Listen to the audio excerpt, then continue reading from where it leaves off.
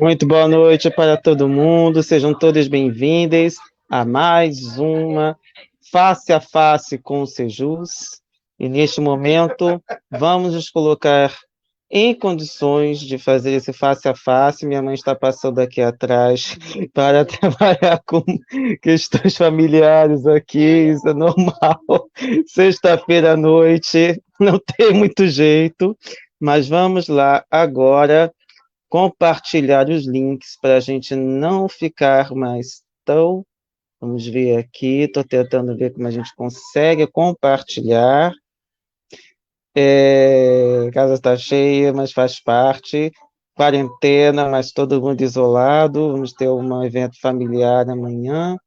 Mas vamos primeiramente compartilhar os links para a gente não ficar tão perdido e a gente poder conversar um pouco também sobre esses assuntos bem pertinentes e uns mais necessários do que nunca. Estou aqui já compartilhando em um grupo, mas antes vamos colocar aqui alguns pontos necessários. Já que já vamos começar falando sobre face a face com a conjuntura atual. Deixa eu compartilhar os links. Quem puder, de repente, dar os likes direitinho, dar coraçãozinho, pode dar carinha feia também, que eu não ligo. Importante a gente também aumentar a relevância, não somente dessa transmissão, mas de todas as transmissões do campo progressista do movimento espírita.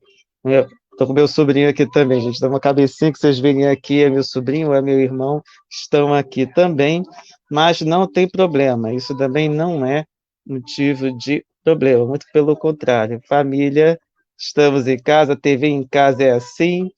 Vamos aqui compartilhar mais um pouco os links antes de começarmos a tratar bem desses assuntos. Deixa eu ver aqui. Bom, compartilhado, então agora podemos entrar nesses assuntos, e esperando que não haja problemas, porque eu já tive problemas no computador, no sentido de repente, travar tudo e não conseguir fazer nada. Mas vamos começar com um assunto, no mínimo, interessante para uma noite como hoje, que afinal, hoje é sexta-feira, 13 de novembro de 2020. Então, o que é essa sexta-feira, 13 de novembro de 2020? Teve até um meme circulando com a cara da Malévola, falando, né? Imagine, 13 de novembro, mulher, sexta-feira, 13 de 2020. Isso causou um certo impacto. E aí, o que vi na cabeça? O que será? Por que será que as pessoas têm uma cisma com essa sexta-feira? Andei pesquisando só para a gente começar, antes de entrar nos assuntos mais pesadinhos, e não conseguimos achar uma origem exata para essa cisma. Por exemplo, no site Brasil Escola, uma das justificativas, por um acaso, até interessante para quem, se alguém tiver do PT aí para poder pensar no assunto, é que, de repente, uma das justificativas é o fato de olhar para os apóstolos, ter o número 12 apóstolos, Jesus Cristo ser o 13º elemento. Por incrível que pareça, essa é uma das explicações que eu encontrei. A outra seria uma questão de perseguição aos templários ter começado pelo rei Filipe IV no dia 13 de outubro de 1307. Aí, rapidinho, meu sobrinho veio aqui, só que eu não vou poder sair daqui agora, já estou online. Pedi ajuda aqui aos universitários, porque meu sobrinho pediu minha ajuda. Vocês estão vendo meu braço puxado aqui, mas não é porque é sexta-feira 13, não, gente. Isso é porque é pequenininho, tem 3 anos, e também não podemos deixar de lado algumas coisas.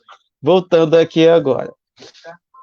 Já na Wikipédia, nós temos um outro patamar aqui, que é o fato de nós termos aqui uma questão relativa ao número 12, que, segundo a numerologia, é considerado completo. Por exemplo, os 12 meses do ano, as 12 tribos de Israel, os 12 apóstolos de Jesus, como a gente havia mencionado, os 12 deuses do Olimpo e, por fim, os 12 signos do zodíaco. Então, ali teria uma espécie de irregularidade. Daí, essa questão do dia 13, segundo essa mesma teoria que é colocada aqui, A sexta-feira foi o dia em que Jesus foi crucificado e também é considerado um dia de azar. Somando o dia de a semana de azar, sexta, com o número de azar 13, tem pela tradição o mais azarado dos dias. Então, nós temos um problema com esse número, não é de hoje. E outras coisas são colocadas, a tradição judaica diz que o grande dilúvio aconteceu numa sexta-feira, a questão da sexta-feira da paixão, os marinheiros ingleses não gostam de desabar seus navios às sextas-feiras, enfim, o que não faltam são coisas, assim, na Santa Ceia havia 13 pessoas, enfim, o que não faltam são representações. No tarô, no carta de número 13 representa a morte, por aí vai. E é claro que tivemos, olha, outras coisas que são colocadas. Teve uma terra chamada Amu, e que numa sido destruída numa sexta-feira 13. Enfim, não faltam desculpas, e inclusive está dizendo aqui que tem em Portugal uma festividade que acontece numa sexta-feira 13. Então, o que não faltam são simbolismos com esses números, e aqui nós temos, inclusive, um partido que é o partido preferido de muitos aqui, que é o partido com o número 13. Mas agora vamos passar para a parte séria. Lá vem o Brasil descendo a ladeira. Se alguém notou essa dinâmica que foi colocada na capa, foi exatamente para a gente pensar. Porque essa semana foi divulgado, inclusive foi num jornal bastante conservador, sobre o Brasil no ano que vem, saindo do rol das 10 maiores economias do mundo. Se pararmos para pensar, essa foi... Deixa a cabeça do meu sobrinho, vai ser assim, gente. Vitória do golpe de 2016. Na verdade, se a gente for parar para pensar, esse golpe não foi gestado em 2016, foi uma sequência de várias situações que levaram a essa situação dramática na qual nós estamos. E diga-se de passagem, com uma situação sui generis, se a gente for reparar em relação aos outros países. Se a gente for reparar nesse golpe, além do Estado profundo, chamado Deep State nos Estados Unidos, você tem a Lava Jato, a mídia corporativa, os militares, os parlamentares. Nós tivemos um conjunto de fatores que colaborou para que chegasse a esse patamar. E posso ser bem sincero, gente, nós certamente temos aí um grupo muito feliz com essa situação. Podem achar que não, mas se a gente for parar para analisar, parte da nossa elite está feliz da vida, porque é uma elite que não é patriótica. E a gente pode colocar, inclusive, nessa elite, diversos líderes religiosos que estão felizes da vida, dizendo que estão combatendo a corrupção, quando, na verdade, estão levando o país para a pior das crises. Só não está pior, conforme já falamos, e vários economistas falam isso, por conta das reservas internacionais conseguidas pelo Lula e pela Dilma. Então, economicamente, nós estamos realmente afundando e, por enquanto, sem vislumbrar uma outra ideia, porque simplesmente quem está na direção econômica do país não pensa no país, pensa nos setores amigos, não pensa de outras maneiras. E aí nós vemos uma coisa que eu até elaborei hoje, um link, para a gente poder ficar bem de olho, que é esse trecho do Evangelho segundo o Espiritismo, que é basicamente o tema de basicamente todas as lives que temos colocado aqui, que é o questionamento do uso da autoridade. E está nesse trecho, nesse texto, os superiores e os inferiores, um texto do cardeal Morlot, chamo também conhecido pelo nome de François Nicolas Madeleine, posso ter arranhado o francês no ouvido de vocês, mas, de qualquer forma, a ideia é que vocês tenham, ou pelo menos façamos sempre uma reflexão tomando por base esse texto, que ele é a base dessas análises que temos tomados aqui. E o que dói é a colaboração das autoridades formais brasileiras em prol de uma autoridade informal. Por que uma autoridade informal? Porque, por mais que chamemos de império, nós temos apenas um país chamado Estados Unidos da América. E é um país que se impõe de maneira imperial. Então, nós não temos um império britânico ou um império francês, que ainda hoje se constituem como tais. pode não ter o nome no país com esse nome, mas nós temos, na prática, ainda essas colônias espalhadas pelo mundo por esses dois países.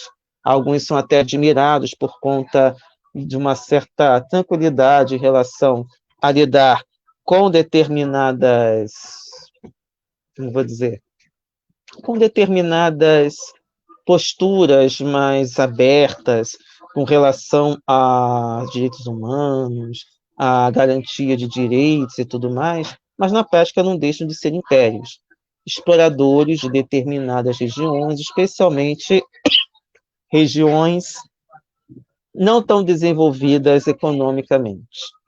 E eles se impõem perante o mundo. No caso dos Estados Unidos, há uma imposição de maneira um pouco mais pesada, porque ele se impõe em nível mundial. Essa imposição em nível mundial é realmente muito mais pesada do que qualquer império. Podemos dizer que é um império mundial, mas que não é formado como tal, não se assume como tal formalmente. A gente vê, inclusive, que a gente não pode votar no presidente dos Estados Unidos aqui, apesar de as decisões colocadas nesse país influírem o mundo inteiro. Eles gerem o mundo inteiro e nós não temos opções neste momento. E a gente vê que quem toma a opção de partir para um outro caminho acaba trazendo outros problemas, acaba enfrentando outros problemas. E nós vemos isso, por exemplo, quando nós vemos a Venezuela, o Irã, a Coreia Popular, que decidem, Cuba, que decidem desobedecer, ou pelo menos não aceitar as ordens que vêm do Império. E a gente vê isso também no enfrentamento com a Rússia e com a China. Então, economicamente, a gente está muito vinculado e, pela primeira vez, temos um governo, se é que podemos chamá-lo assim, que simplesmente aceita e se coloca sob o mando incondicional desse país, e que nos torna praticamente uma espécie de colônia, realmente falando. Só falta assumir que aqui virou uma espécie de colônia dos Estados Unidos. E isso é radicalmente contrário ao Evangelho segundo o Espiritismo, porque independentemente de você estar governando um país, um estado, uma cidade, uma escola, uma casa, você tem que prover o melhor possível para todas essas almas. E isso não está acontecendo no Brasil neste momento. Então, é um apelo que a gente faz para a gente entender de que forma que é o objetivo do trabalho que a gente faz aqui hoje. O face a face é exatamente para a gente se colocar perante as obras fundamentais da doutrina espírita e a gente entender não somente o que está acontecendo, mas o que é possível fazer a partir dali.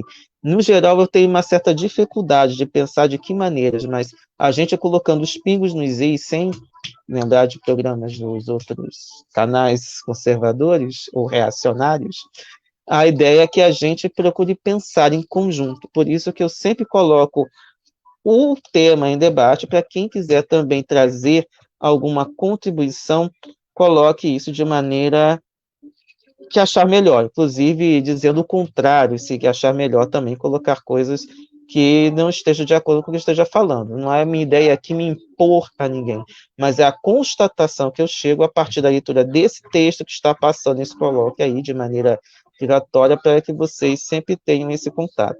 Não sei se a musiquinha do vídeo do meu sobrinho está saindo, mas se tiver musiquinha, a música não é minha, por causa do desenho que ele está vendo aqui no mesmo ambiente. Continuando, ainda no Brasil descendo a ladeira, nós notamos também uma queda no prestígio político internacional do Brasil. E isso, se a gente for parar para pensar, reflete na maneira como a figura que nos governa ou nos desgoverna, reage ou age. Primeiro, não tem agenda. Observem bem, a figura não tem agenda nenhuma. Tanto que essa semana resolveu fazer lives diárias para promover candidatos que estivessem de acordo com as suas ideologias políticas. Tal questionamento, se isso é válido, se é anti-lei eleitoral, isso para esse grupo pouco importa. O grupo quer simplesmente que se tornem monarcas absolutistas. Esse é um problema também bem delicado. E aí eu acho interessante que o Alberto Carlos Almeida sempre fala que as instituições estão funcionando. Eu muitas vezes questiono até que ponto que elas funcionam no sentido de colocar a lei em prática. O judiciário geralmente reage quando ele é provocado, mas se ele permite que determinadas coisas aconteçam sem determinadas intervenções, então há de se questionar até que ponto que elas funcionam, ou há uma certa conveniência para que determinadas coisas aconteçam como estão acontecendo. E a gente também tem uma certa colaboração por parte da mídia, não só corporativa, mas de um certo lado.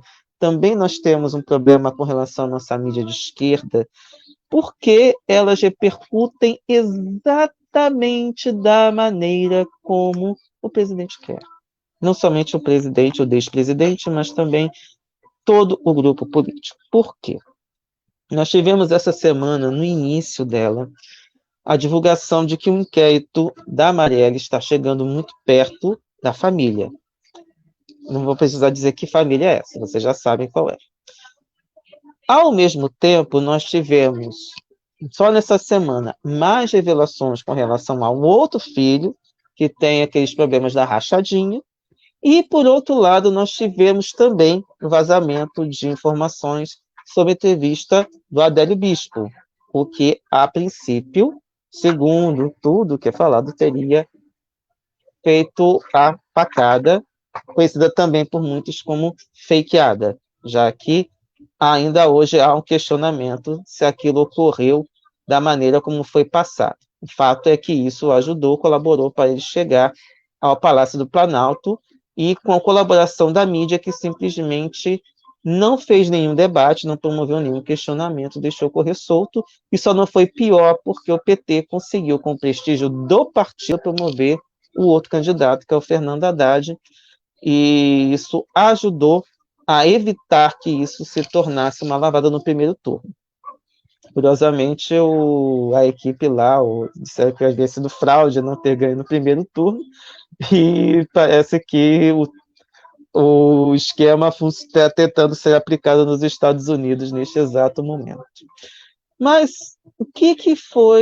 qual foi a atitude do despresidente? Ele chega e fala um bando de barbaridade, dentre eles chamar os brasileiros de maricas.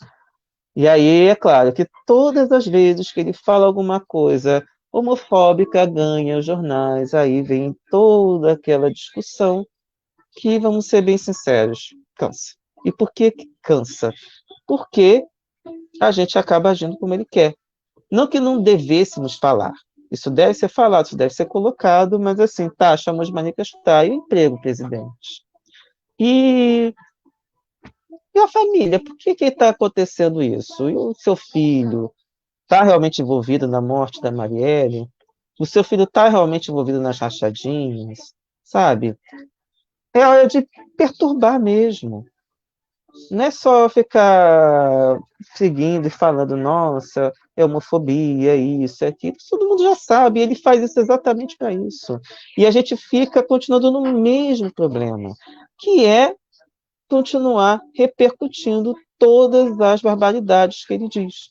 Não é esquecer, é colocar, mas também colocar as coisas no devido lugar. É dar mais ênfase nas investigações, é tocar. Aconteceu isso, tá, mas aí, e o emprego? E esse mercado? E essa queda no PIB?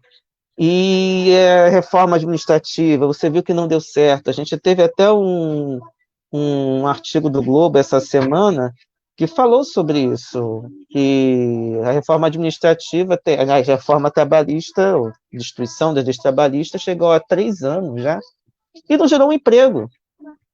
Aí dá vontade de perguntar para o veículo que trouxe isso, que tanto lutou para que isso acontecesse.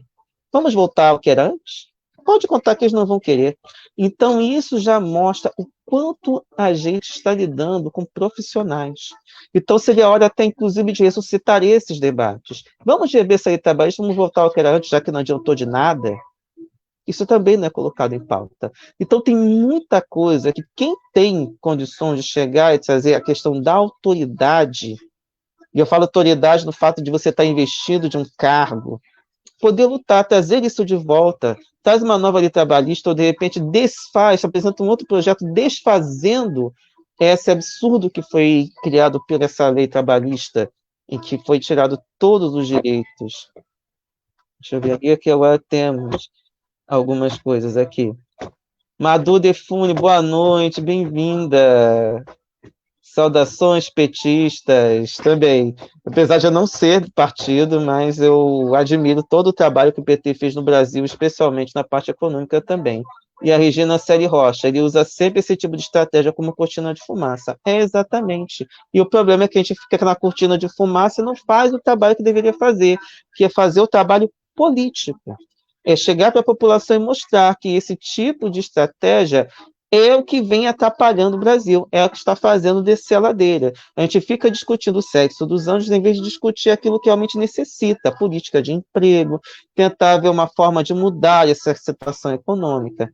E nesse ponto, tanto o presidente do Senado quanto o presidente da Câmara também colaboram. Segundo a Gleice Hoffmann, presidente do PT, não tem sido dado espaço para os parlamentares falarem tanto.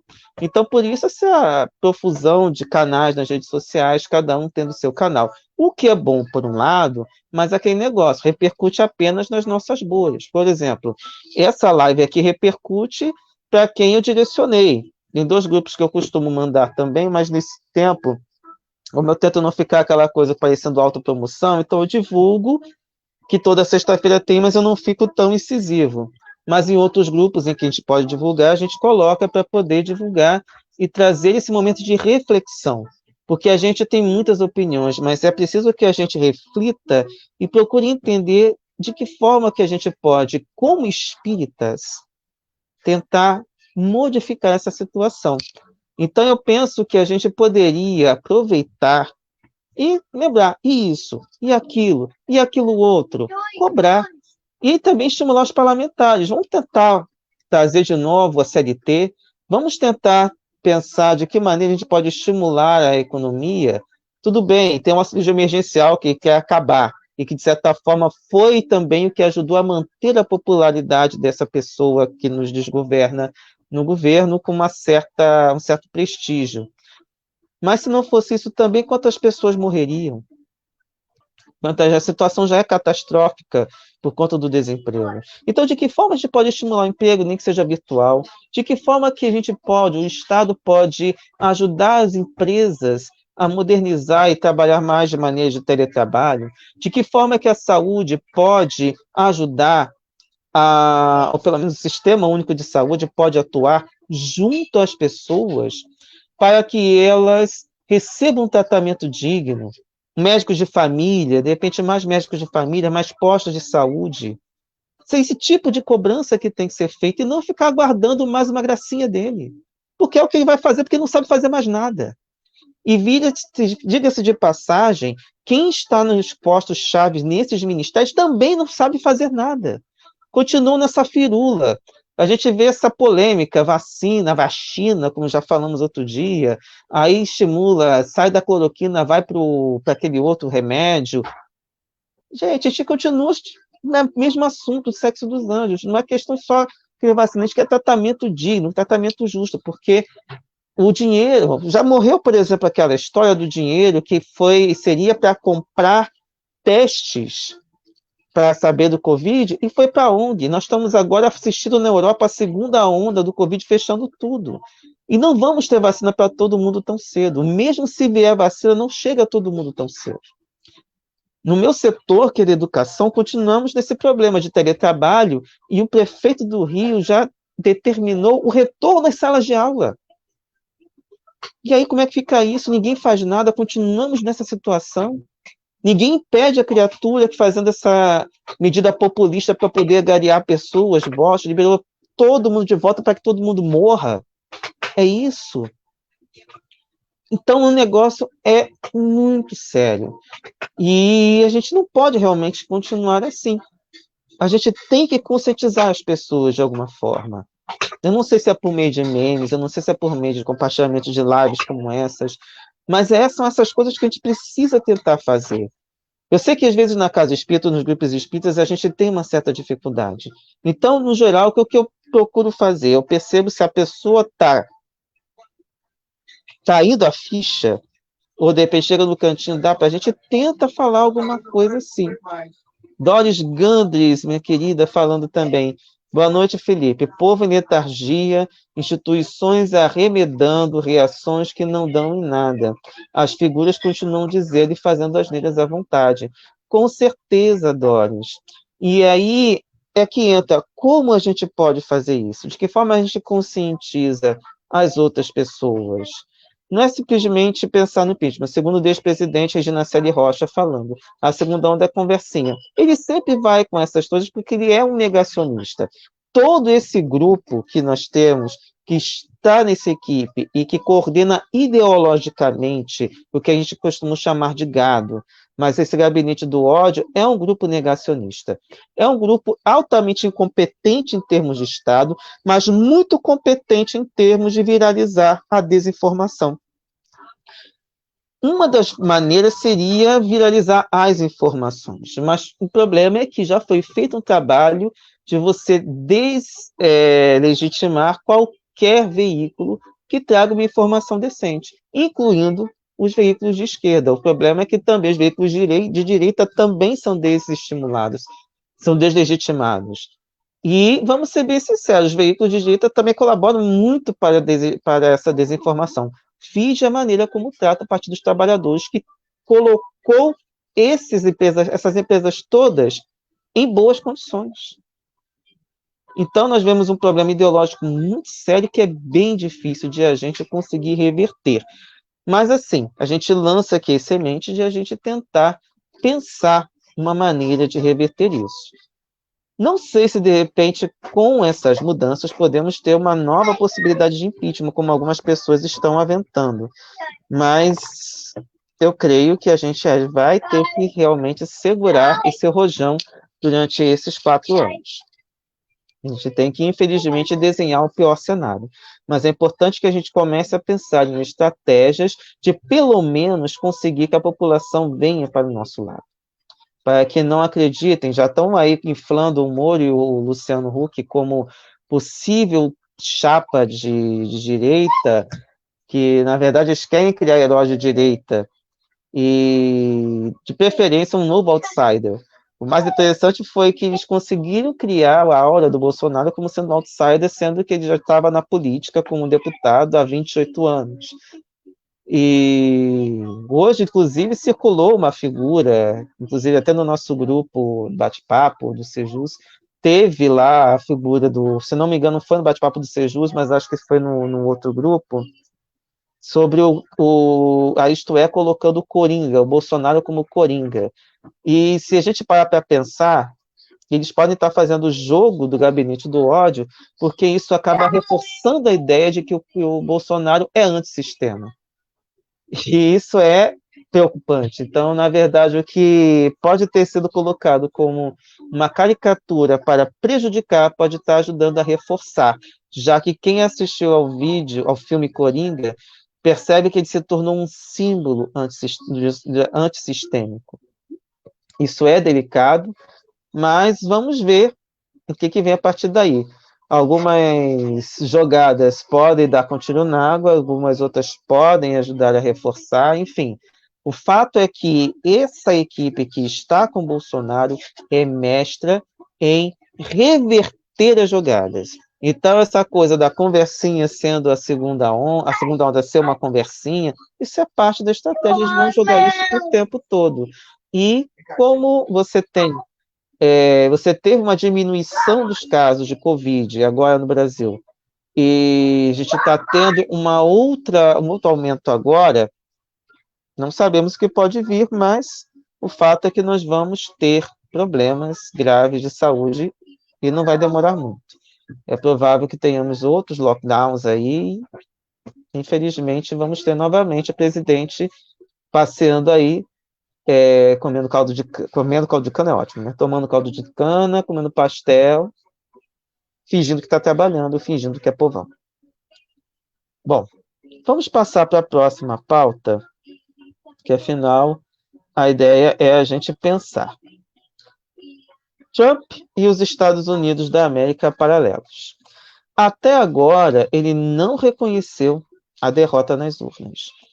E no sistema que existe como os Estados Unidos, em que você tem esse colégio eleitoral, que funcionou apenas uma vez no Brasil, que foi na eleição de 85, mas acho que nem foi dessa maneira, como é feita lá nos Estados Unidos, em que você tem um sistema secular, um sistema controlado pelos estados, cada estado tem a sua maneira, não somente de votar, mas também de apurar esses votos, de contabilizá-los.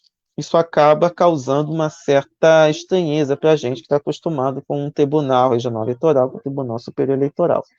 E com um detalhe que é mais preocupante, ao mesmo tempo bizarro para nós, que ficamos acompanhando voto a voto. Os votos populares apenas definem os delegados. E nisso você tem algumas surpresas de alguns estados que tradicionalmente eram republicanos votaram no democrata, no caso do Joe Biden. E isso vem causando, essa semana causou um certo impacto a ponto de jornais trazerem a palavra coup, que é uma palavra francesa importada para a língua inglesa para falar de golpe de Estado, que talvez é uma suspeita de que o Trump queira fazer. Algumas pessoas afastaram essa possibilidade porque as instituições lá, ao contrário das daqui, são um pouco mais sólidas em alguns pontos e mais resistentes a esse tipo de manifestação, como vamos dizer, autoritária ou de alguém que queira se arrogar como uma espécie de monarca. Bom, voltar daqui para o único que teve império, tudo foi de cima para baixo. Lá, uma maioria dos países de nossos hermanos da América Latina, nós tivemos revoluções nesses lugares e as independências foram conquistadas a sangue, suor e lágrimas, assim como lá. Mas, de qualquer forma, já começamos por aí, por não termos a palavra golpe de Estado em inglês. Então, eles pegam a expressão coup d'etat, eu acho que é, perdoe o francês péssimo aí, que eles adotam como sendo golpe de Estado. Detalhe que eles são mestres em promover golpes de Estado em todo o mundo, a ponto de você ter essa resistência em alguns lugares, e isso é um dos pontos que nos leva a pensar de que maneira esse país, esses países e nossos governantes estão a serviço dos Estados Unidos. A Madu Define lembrou, a Isto É está a serviço do PSDB. Eu acredito que sim, concordo, mas eu acredito que além do PSDB, a gente sabe que o PSDB também está a serviço de uma outra instância, né, que a gente já mencionou aqui. E aí, continuando com essa nossa viagem com os Estados Unidos, o que eu vejo a princípio? Uma crise iminente, que afinal o Mike Pompeo declarou, inclusive, que estava preparando a transição para o segundo mandato do Trump. A gente não sabe se ri ou se chora com essas palavras. E isso leva a muita especulação. Que consequências a gente pode ter a partir daí? Por que eu digo que é complicado a gente tecer cenários ou pensar em coisas, como o pessoal estava vendo até agora aí? É uma situação inédita, tanto para os Estados Unidos como seria talvez em qualquer lugar do mundo. Talvez o caso mais emblemático tenha sido a Venezuela, em que esse grupo alçou o Guaidó como um presidente alternativo, ou seja, o presidente que eles elegeram, né, que não foi eleito por ninguém na Venezuela como tal. Ele era o presidente da Assembleia Legislativa, não sei qual o nome da Assembleia lá da Venezuela, mas de fato ele naquele momento se colocou como tal, baseado naquelas leis que ele considerou, naquelas visões que a gente sabe que são muito peculiares, como também a extrema-direita tem uma visão peculiar das leis para aplicá-las sempre em favor delas aqui no Brasil. E no final, o que aconteceu é essa situação, o Guaidó completamente isolado, porém ainda é reconhecido como presidente da Venezuela por governantes radicalmente contrários ao Nicolás Maduro. E a gente está tendo, inclusive, agora uma eleição na Venezuela, e eu me lembro que foi necessário que o próprio Maduro tentasse convencer a oposição a participar para que tenha uma legitimidade. É uma loucura a oposição simplesmente deixar de lado e não querer participar. É complicado, ou seja, a gente vê que não dá certo. Todo lugar que a oposição deixou de participar, ela deixou de ter espaço, inclusive, para fazer as bravatas dela. Mas é um ponto que aqui no Brasil, por que eu trouxe esse assunto também? Um ponto que eu acho que é importante a gente colocar. Se você admite que o sistema é fraudulento, você participaria? Um concurso, quem sabe, que a gente tem uma certa desconfiança. O nosso ex-presidente, desde o início, deslegitimou, inclusive, a própria eleição. E o Trump está fazendo a mesma coisa com o sistema eleitoral estadunidense, que nunca foi questionado, apesar de mostrar que ele é altamente impopular. Nós temos uma diferença de cerca de 3 milhões de votos, e se a gente for olhar o colégio eleitoral, o Biden está muito à frente da contabilidade de delegados do Trump. Então, essa forma de você apagar a voz popular é algo que pode causar certo impacto para nós. Ou seja, você talvez retornar aí com um voto censitário, não sei. São coisas que às vezes podem passar na cabeça de algumas pessoas que têm uma tendência. Agora vem a ideia de você trazer de volta o voto impresso, de uma forma de tentar deslegitimar novamente um sistema que a gente sabe que pode ter todos os problemas, mas que não, até agora não houve por parte de algumas outras pessoas total deslegitimação do sistema aqui. Por que isso é importante? Eu sempre, quando eu olho para tudo que o Trump faz, eu fico pensando no que o Bolsonaro faz. E de todos os estados amigos dos Estados Unidos, o Brasil foi o único que não reconheceu a vitória do Joe Biden. Se até outros estados, como hoje a China, mesmo sabendo que vai enfrentar problemas com Biden, já que os democratas são mais competentes em lidar com essa parte de guerra híbrida, então podemos imaginar que teremos problemas sérios futuramente aqui no Brasil. Agora, isso pode abrir espaço até para uma possível queda do Bolsonaro. Não estou dizendo que vá acontecer, mas se ele continuar incomodando o Estado profundo, possa ser que o grupo que atualmente nos governa tenha que, de repente, procurar outro caminho para se manter. E certamente não vai querer contrariar o tio Sam, nem o tio Biden, nem o tio Joe, se eles poderem dizer assim. Bom, de qualquer forma, o uso da autoridade, conforme a gente vê ali pelo cardeal Morlot, tivemos menos guerras físicas, apesar de nós termos cerca de 41 conflitos armados em todo o mundo. Você teve um uso mais intensivo das guerras híbridas para a manutenção da liderança dos Estados Unidos, porém, você tem também um outro problema, que é um uso ostensivo da simbologia da extrema-direita, que basicamente está colocada com a supremacia branca. E é nesse ponto que eu me pauto para realmente não apoiar a manutenção do Trump. Eu também, minha voz seria qualquer coisa descartável para eles, até porque nem tenho condição de votar nos Estados Unidos. Na verdade, nem é meu voto aqui, tem esse voto no domingo, mas eu sei que meu voto praticamente não vai valer de muita coisa.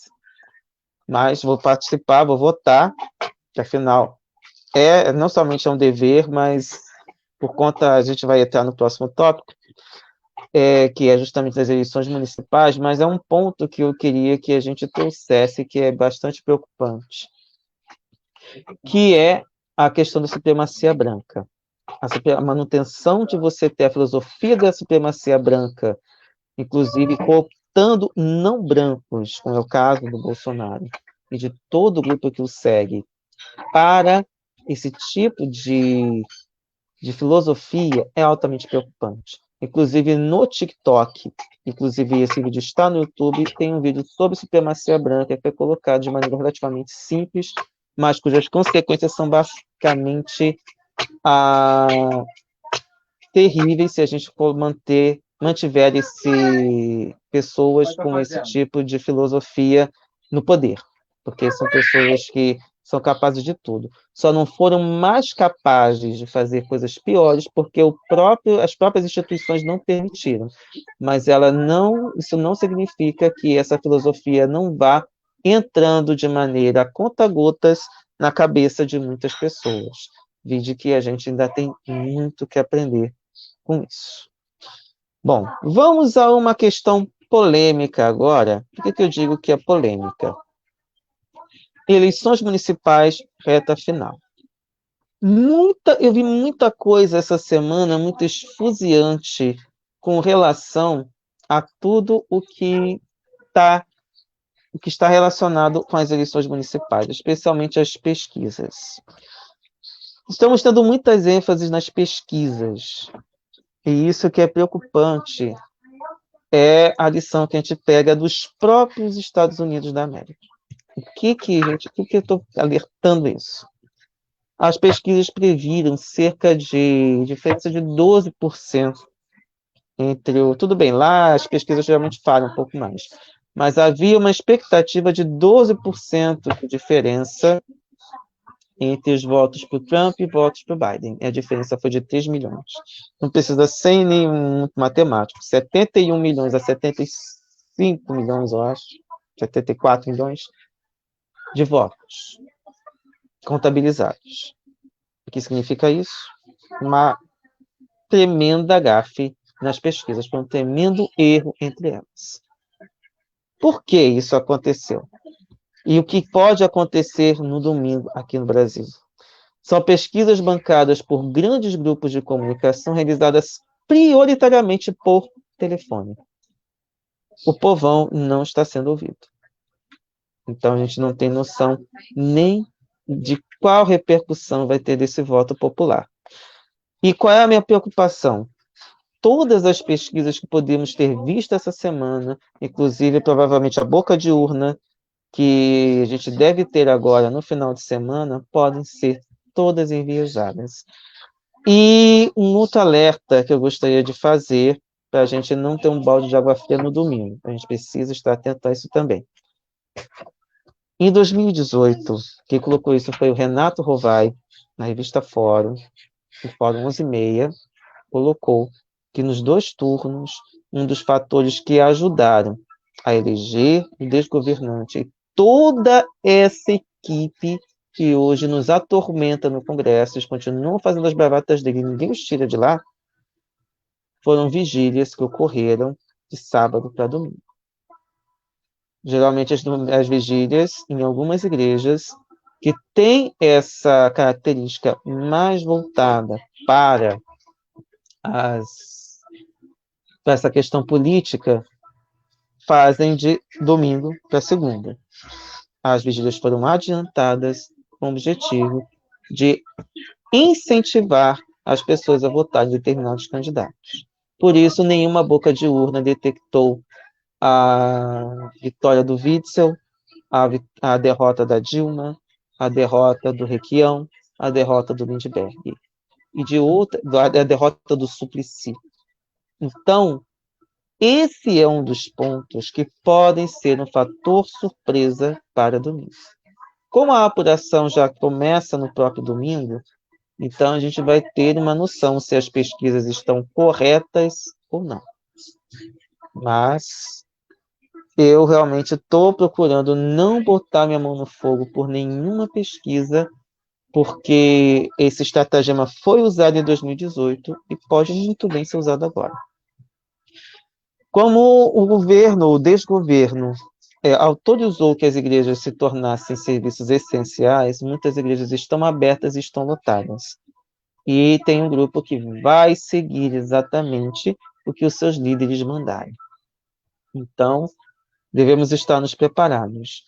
E quanto a esse pessoal, o trabalho de base é um pouco mais delicado. Alguns já se decepcionaram, com certeza, mas eles não se decepcionaram com a igreja. A conferir. Um outro ponto que é delicado, nós tivemos pouquíssimos debates, mesmo locais, ainda que a internet tenha permitido debates, alguns interessantes, outros nem tanto. Só para vocês terem uma ideia, teve um debate da minha cidade em que um jornalista perguntou para Diga-se de passagem, nesse debate, o prefeito atual, que está em processo de reeleição, não compareceu, ou seja, não compareceu em nenhum debate. Isso aí já é um problema. E a gente, por conta dessa atual situação em que os partidos estão tentando se garantir um espaço a partir dos seus candidatos a prefeito, já que você não tem coligação para chapas de vereadores, você não tem a coligação proporcional, então cada partido lançou o seu candidato. Por isso você tem aí 10 candidatos a prefeito, às vezes uma cidade que não tem quantidade de eleitores para tudo isso. E aí o que acontece?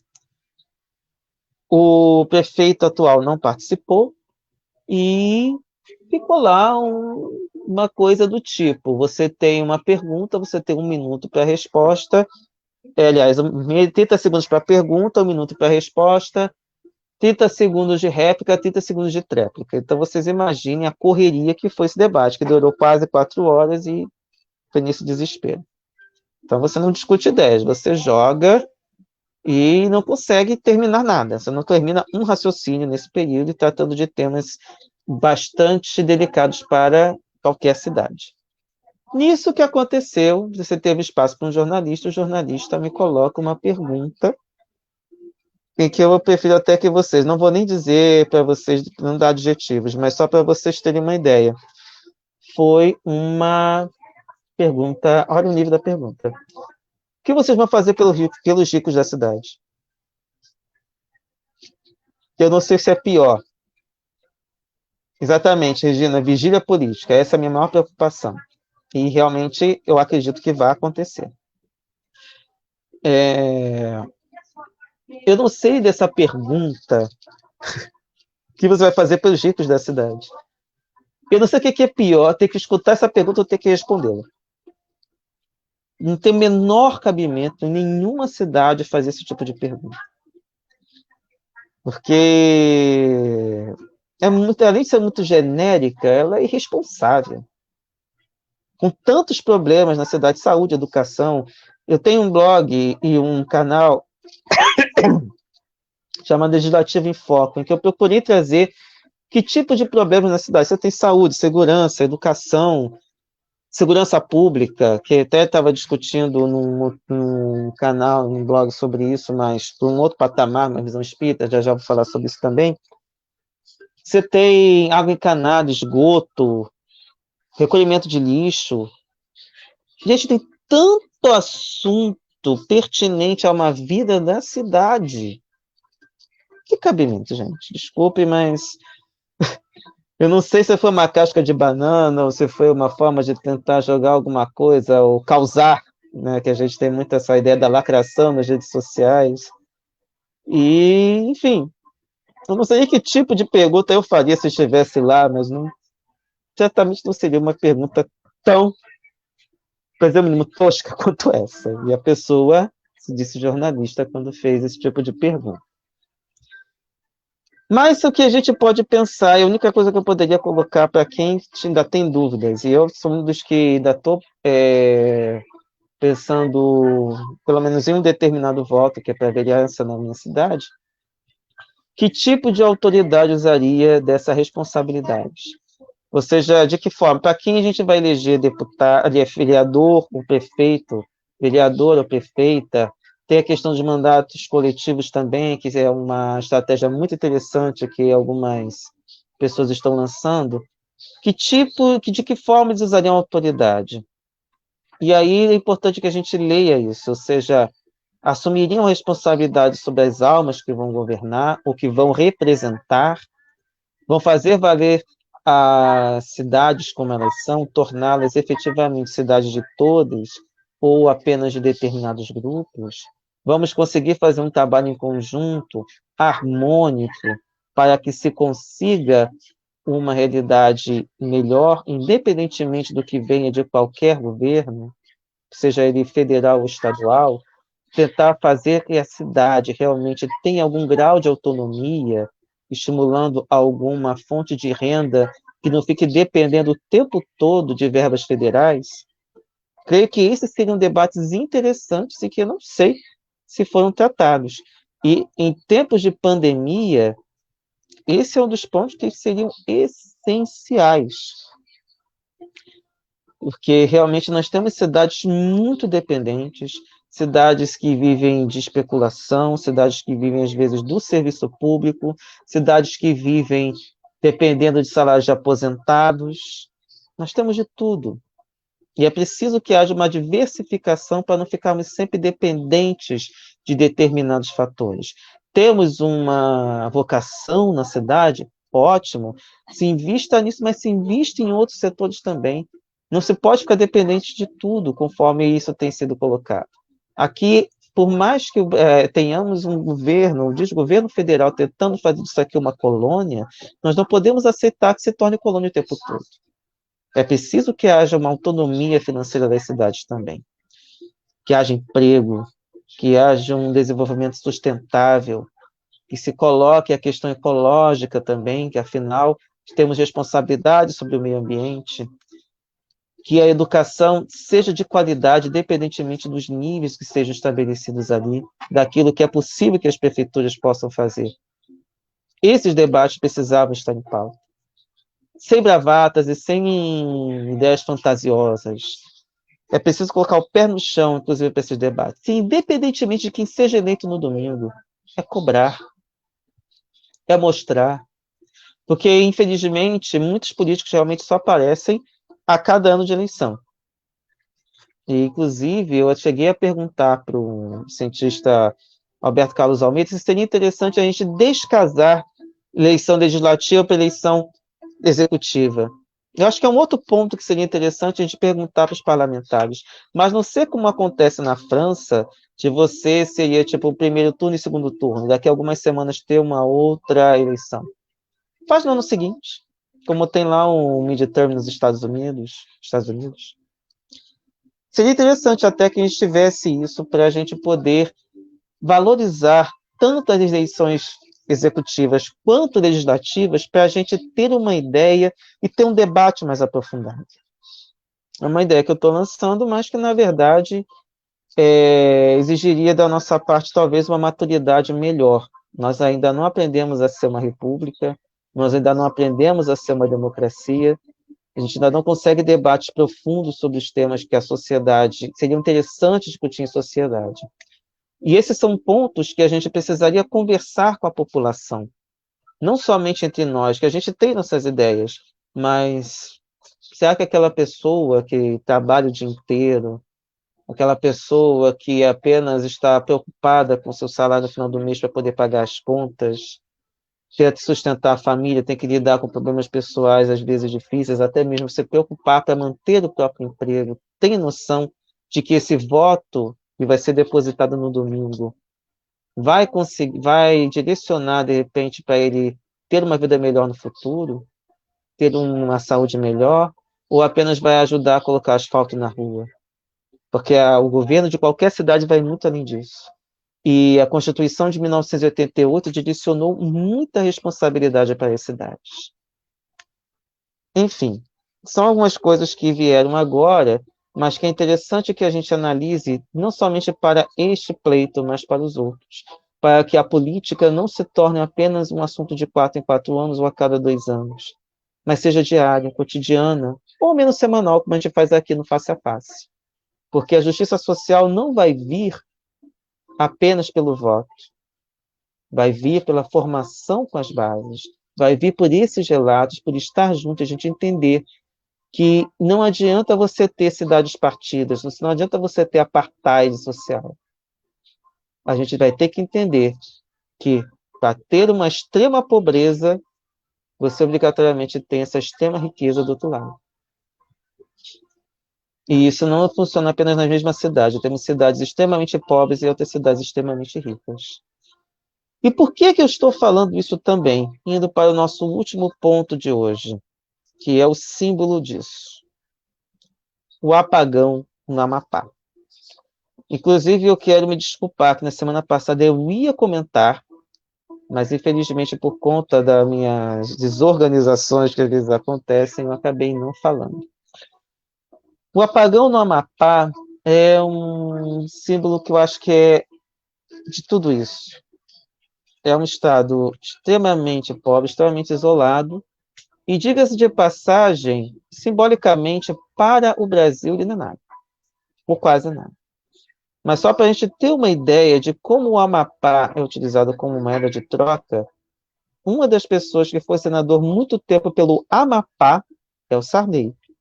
E se a gente puder lembrar, o Amapá, olha, a família Sarney é conhecida pela sua ação no Maranhão. Então, nós temos uma pessoa que estava eleita por um outro estado, mas que, ou seja, como a gente vê, por exemplo, na atual família que nos governa, nós temos um dos deputados por São Paulo e outro pelo Rio. Então, a gente vê que esses domínios familiares estão utilizando exatamente para burlar as leis, mas tentando estabelecer esses tentáculos. Por mais que essa figura não tenha tanta repercussão em São Paulo, a base é no Rio. O Sarney, por mais que tenha a sua base no Maranhão, ele estava sendo senador pelo Amapá, tirando a vaga de alguém que poderia realmente representar o Amapá. E a gente tem nesses lugares, por que eu estava falando dessa questão de você ter uma subrepresentação, ou você ter essa representação de lugares que não tenham tanto espaço assim? Você tem valores mínimos colocados pela Constituição para você ter representações nesses estados mais pobres, nas câmaras de vereadores mais pobres, exatamente para que elas possam corresponder e ter um mínimo de funcionamento. O que acontece é que muitas vezes a economia não ajuda. E no caso do Amapá, ele foi durante muito tempo um território, ou seja, não era um lugar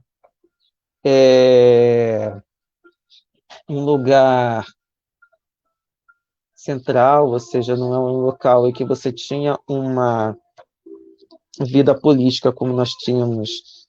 Quem está no Rio de Janeiro, que é Distrito Federal, foi Distrito Federal por muito tempo, você tem São Paulo, tem essa efervescência política, ou seja, a vida política lá não era tão pesada quanto a gente tem em outros lugares, era um domínio total e essa coisa colonial, de certa forma, um pouco mais pesada, já que nem podiam escolher o próprio governador, isso é de 88 para cá. Deixa eu só dar uma palavra aqui para a Doris. Penso que o problema é a mentalidade colonial enraizada na cultura e grande deficiência de educação, que é integra e manipulada com os interesses dos dominantes. Concordo muito contigo, Doris, sobre isso. Só para a gente depois voltar para a questão do Amapá. Essa mentalidade colonial está em praticamente todos nós. Mais que a gente tenha, nós sejamos cabeças pensantes, estamos aqui 11h30 da noite quase, conversando sobre política e pensando de que forma que a gente pode mudar o país, ainda que nós não sejamos candidatos a nada. Nós somos cabeças pensantes, nós somos oradores ou palestrantes, nós somos pessoas que temos convivências com outras, nós conversamos com outras pessoas. E a gente percebe isso, a gente depende, às vezes, de um governante, e a gente também tem um outro ponto, a gente também tem um poder judiciário que não permite determinadas colocações, às vezes até mais incisivas ou mais colocadas. Aqui a gente não fica fazendo histeria como na extrema-direita, mas a gente tenta ser incisivo em alguns pontos. E agora esse problema da educação, e aí pega a parte que me toca também, é mais delicado, porque nós temos também nossas limitações quando a gente vai falar com os alunos. As nossas palavras são vigiadas, então a gente, por mais que a gente tenha conseguido barrar em diversos lugares o Escola Sem Partido, as nossas falas são vigiadas. Qualquer coisa que a gente fale, a gente tem, às vezes, uma chamadinha de atenção. E, inclusive, eu sofri, não digo uma perseguição, mas diversas vezes eu fui chamado a atenção para ir para cima de um determinado colega, que, aliás, 2 colegas que eram sindicalizados, que promoviam colocavam os seus pontos de vista nos grupos de WhatsApp da escola, e eu fui considerado simplesmente a censurá-los, retirá-los dos grupos, e eu não o fiz. Se a gente faz isso com nossos colegas, vocês imaginem o que é numa sala de aula. E a gente, especialmente quem lida com escola pública, lida com grau mais delicado, não somente despolitização de um lado, mas de você tentar retirar de todas as formas desses direitos, inclusive colocando a religião como uma forma de você manipular as pessoas e dizer que ela não tem outra opção senão aquilo ali. E aí a Regina concordando com a Doris, com certeza, eu também concordo. Agora, esse problema da educação é um pouco mais complicado, porque nós, professores municipais, no geral, somos talvez as pessoas que deveriam, inclusive, ajudar a catequizar ou imprimir ainda mais opressão sobre esses estudantes. E muitas de nós, até porque a maioria de nós é de classe média, tem uma formação burguesa, a gente tenta estimular que eles saiam disso. E a gente, às vezes, fica enxugando o gelo exatamente porque nós temos uma superestrutura muito mais cruel. E aí, em algum momento, eu gostaria até de trazer esse tema, que é o que eu chamo da parte que não é tão vista pelas pessoas, o que eu chamo de capitalismo ilegal, em que você tem um sistema um pouco mais pesado que realmente acaba colocando as pessoas como meros bonequinhos, obedecendo de maneira resignada, e aí é o lado ruim da resignação, não o lado como a gente olha de resiliência ante as situações, é simplesmente colocado, você é isso, ponto final, você só vai ser um subempregado, você só vai ser um empregado, você não vai ter oportunidade de fazer faculdade, se o seu trabalho é só isso mesmo.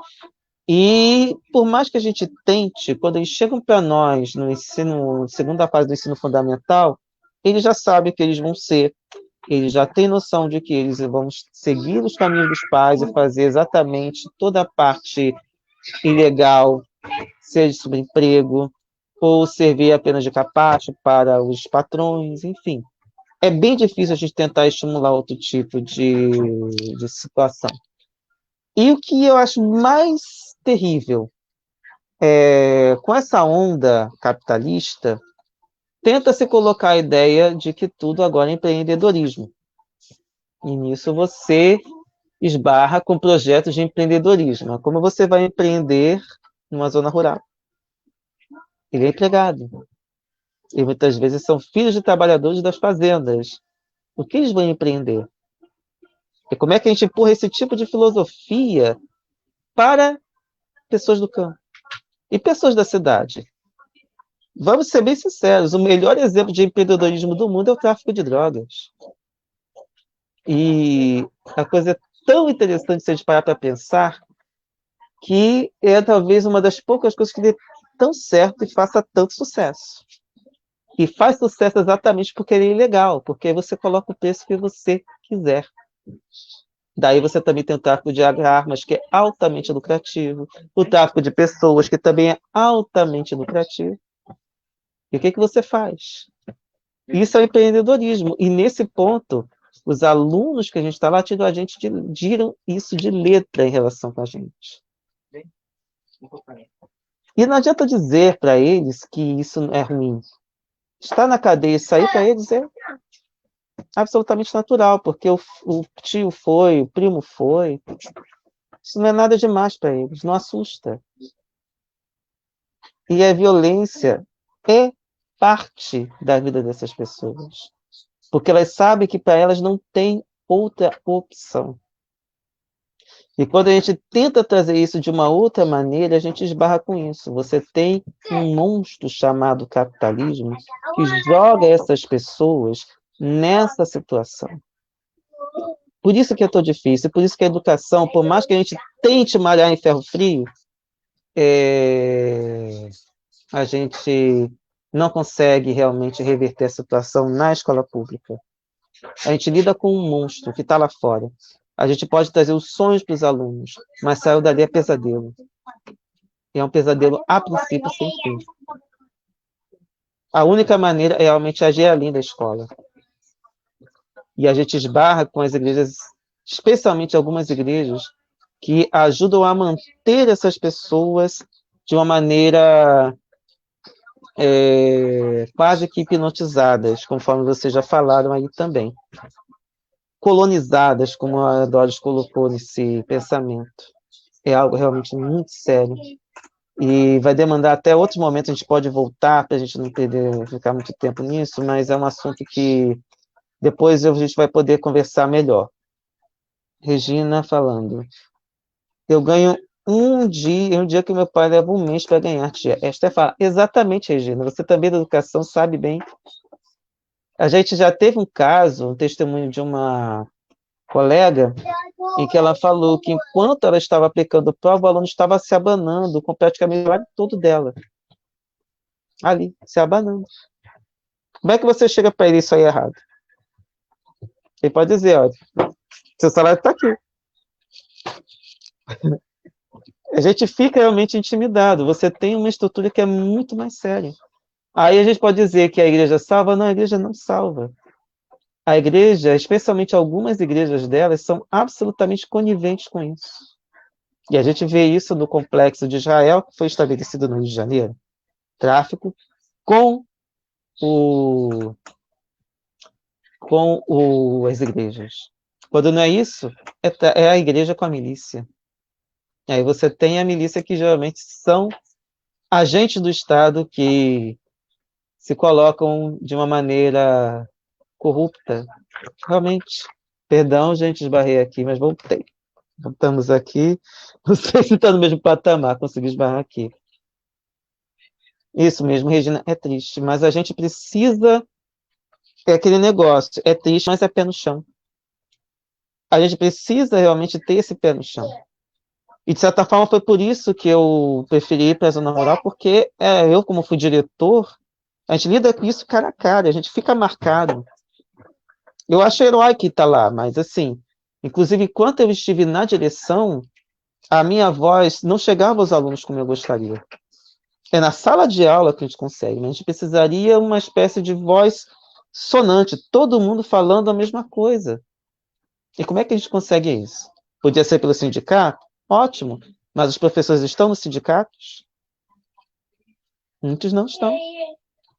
E por que muitos não estão, às vezes? Por causa, das vezes, das vaidades dos dirigentes. A gente vê que, geralmente, quem está lá nos sindicatos também está para promover os próprios partidos políticos.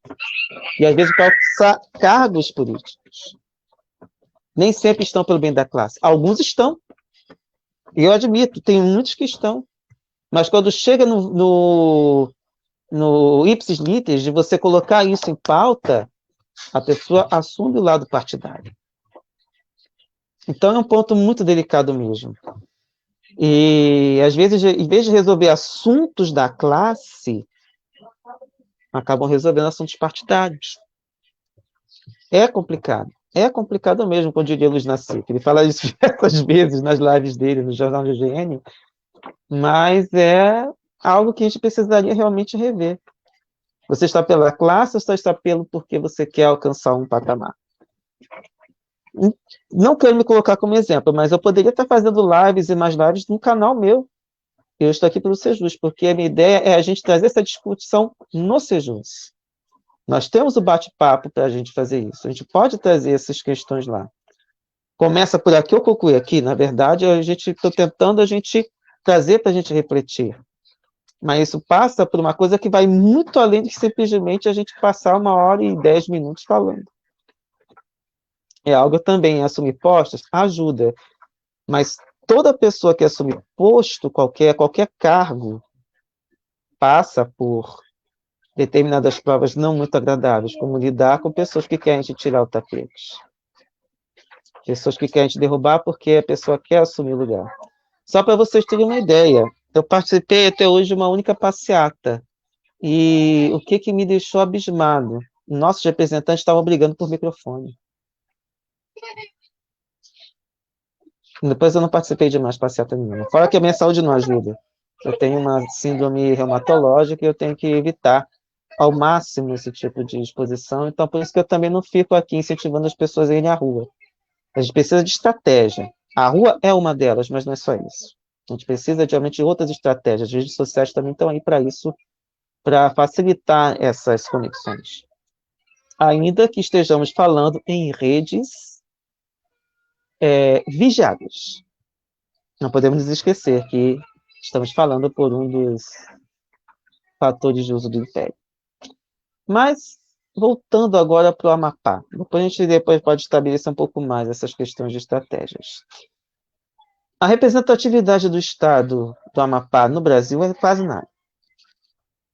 É isso que eu estava falando. E você tem um desprezo do desgoverno. E isso se move porque não houve nenhuma fala com relação a isso, nenhuma ação específica. E só para a gente ter uma ideia das últimas informações que a gente teve, já que o Amapá ganhou as manchetes quase uma semana depois. Na outra semana até comentei que a lógica da privatização me deixou 72 horas sem luz uma vez. Isso porque eu morava na Baixada Fluminense. Se eu morasse na Zona Sul, isso não aconteceria, Zona Sul do Rio de Janeiro. Mas essa lógica da privatização é o total prejuízo do serviço público. É o que acaba. Porque ele não quer saber se a coisa está funcionando bem. No geral, são baixos salários, pessoas talvez não tão qualificadas e muitas vezes terceirizadas. Ou seja, deu problema, manda embora que coloca outro no lugar. Você não tem a continuidade do trabalho, você não tem a continuidade daquilo que seria essencial. E no final das contas, a gente paga serviços caros que não correspondem à eficiência necessária, à qualidade de serviço. Não há um bem para a população, há um bem pelo lucro. Por isso também que se lutou tanto para evitar as privatizações de determinadas empresas. E é claro que assim, há aquela lógica, há setores que podem ser privados, sim, há outros que podem ser públicos, com certeza. Agora o problema é, o que é um serviço público? É um serviço que é prestado à população. O transporte é um serviço público. Geralmente é concedido. E por que é concedido? Porque, às vezes, haja um acordo, talvez seja mais interessante não ter que gastar tanto dinheiro em manutenção de ônibus. Mas aí, quem é que ganha com isso? A população ou o empresário de ônibus? São coisas que a gente tem que parar para pensar. E a lógica privatista chega na saúde, na educação, exatamente para ter mais baixos salários. Você precariza a mão de obra, e tudo dizendo que é caro você manter uma pessoa em casa doente porque ela não pode trabalhar. É caro, sim, mas se você tiver condições de ter uma maneira para que a pessoa trabalhe de maneira saudável, ela não vai ficar doente. E como é que a gente consegue criar um ambiente de trabalho saudável, mais eficiente? Então, isso não passa pela lógica do privado, isso passa pela lógica de você organizar o trabalho de maneira coerente, não somente perante a lei. Você pode fazer coisas que além do que a lei manda para você tornar o serviço eficiente. Isso não precisa ser público ou privado, basta você pensar no tipo de trabalho que você quer entregar.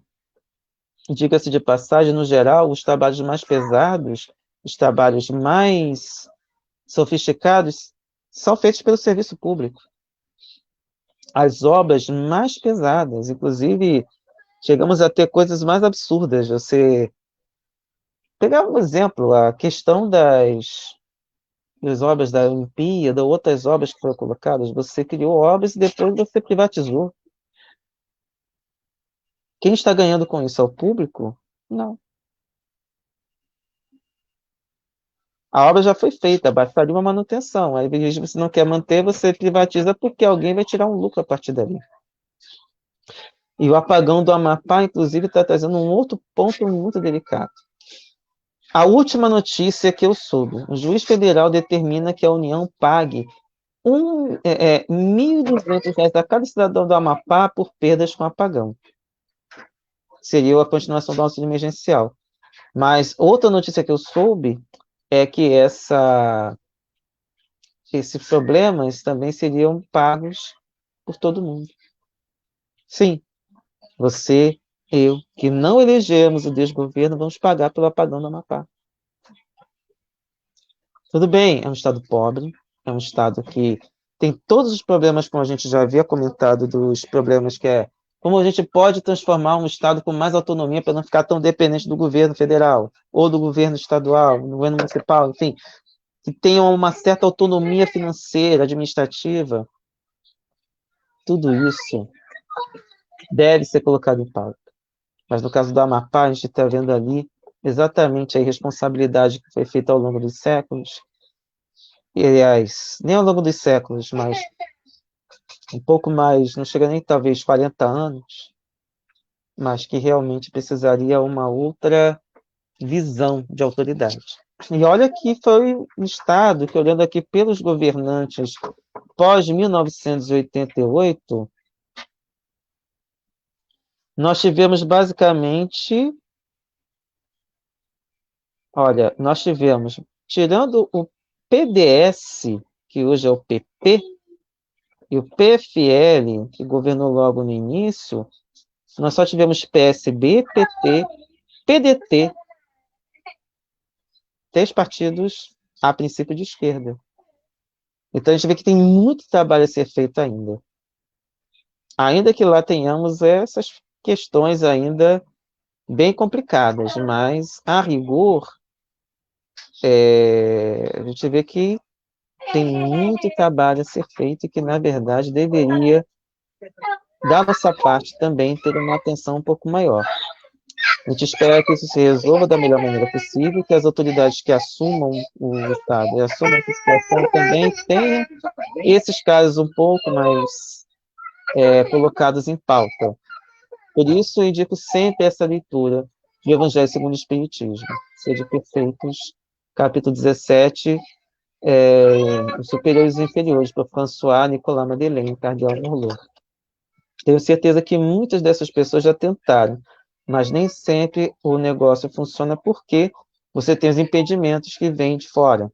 Muitas vezes você não é o amiguinho do presidente, não é amiguinho, você de repente não tem uma equipe tão colocada. Temos aqui uma longa mensagem da Dodge, vamos lá. Aliás, os sindicatos perderam força depois dessa lavagem cerebral, efetuada com sucesso pela minoria dominante de políticos, religiosos, banqueiros e empresários. Com certeza. Os sindicatos perderam muito com a reforma do Temer, inclusive. Inclusive, conseguiram dispersar as esquerdas de tal forma que agora temos pequenas bolhas apregoando aqui, ali, acolá, sem conseguir unir o povo em torno de um ideal libertário, dignidade e conquistas sociais. Perfeito, Doris. E eu queria acrescentar um pouco mais. As bolhas da esquerda, às vezes, são mais difíceis de você resolver do que as bolhas da direita. Que as bolhas da direita, em último caso, se unem. As bolhas da esquerda, nem sempre. Às vezes é mais fácil, dependendo da bolha da esquerda, se unir com alguém de direita. E isso torna a nossa luta um pouco maior. Porque eu, pessoalmente, gosto muito de determinadas filosofias partidárias, eu prefiro não colocar quais são, mas eu sei que ela é extremamente minoritária. Mas é a única que tenta agregar, ainda que de vez em quando aponta o dedo na ferida. Mas é a única que junta. E por mais que é por isso que eu também não adiro a nenhum partido, eu creio que é o momento de a gente pensar de que maneira que a gente consegue chegar nas pessoas e nós mesmos estabelecer. Já até comentei com outras pessoas, a gente precisa primeiro estabelecer um discurso único. E isso envolveria, inclusive, a gente sabe, ter um tipo de atuação ante as cortinas de fumaça do desgoverno. A cortina de fumaça cobriu o apagão do Amapá por uma semana, praticamente. E é claro, a gente teve as eleições dos Estados Unidos que praticamente ocuparam espaços até assim. Gente, foi a semana inteira debatendo o sexo dos anjos. Por quê? No final das contas, aconteceu uma coisa aparentemente inesperada. Houve uma vitória de um candidato e o derrotado, que é ocupante do governo, não reconheceu, como até hoje não reconhece. A gente continua num debate tratando disso, e o apagão e o Amapá às escuras. E as soluções que vão vir daí geralmente vão ser as mais esdrúxulas.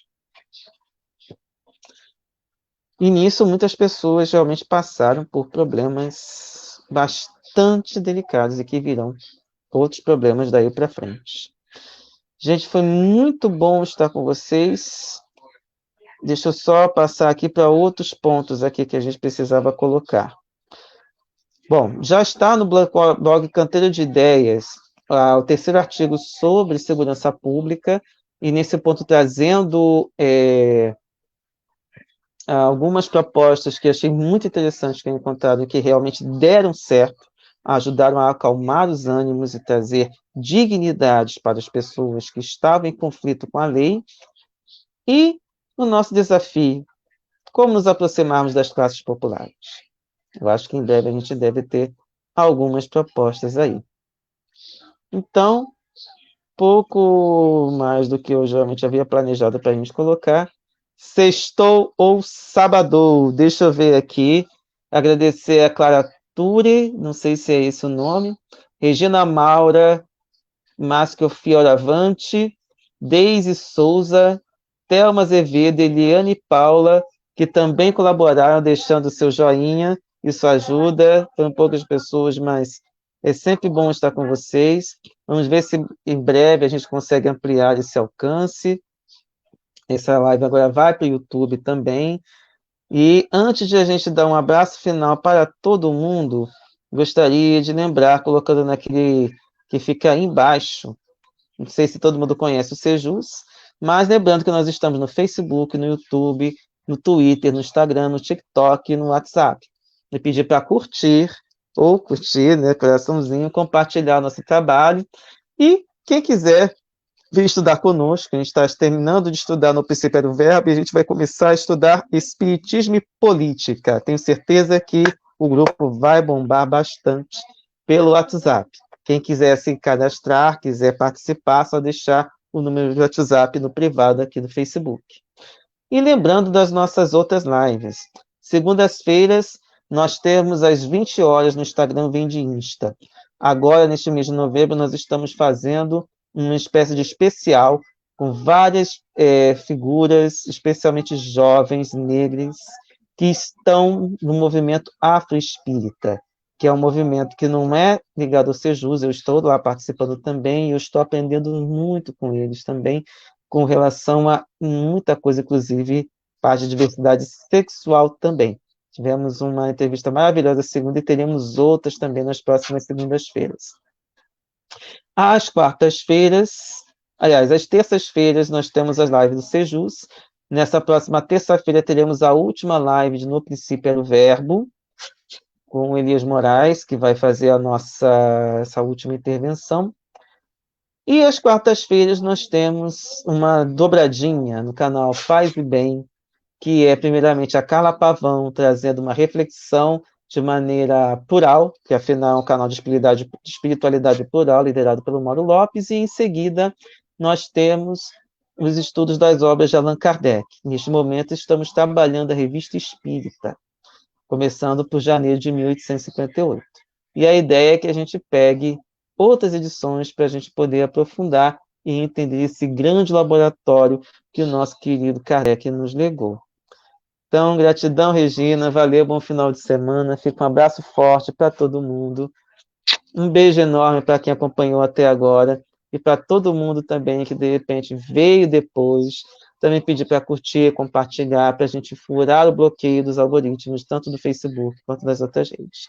Então, pessoal, até a próxima.